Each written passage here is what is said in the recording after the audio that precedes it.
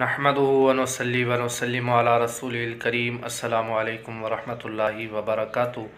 प्यारा दोस्तों, अॼु बेहतरीन ईमान अफ़रोज़ वाक़ियो अवां दोस्तनि जी ख़िदमत में अर्ज़ु कंदुसि।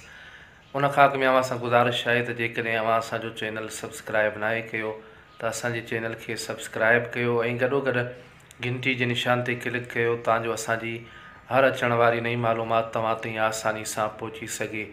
प्यारा दोस्तों, हज़रत सैयदुना अनस रदी अल्लाह ताला अन्हु फरमाइनि था, हिकु सहाबी नबी पाक सल्लल्लाहु ताला अलैहि वसल्लम जिन जी ख़िदमत में हाज़िर थियो ऐं अर्ज़ु कयाईं त या रसूल अल्लाह सल्लल्लाहु ताला अलैहि वसल्लम क़यामत कॾहिं ईंदी।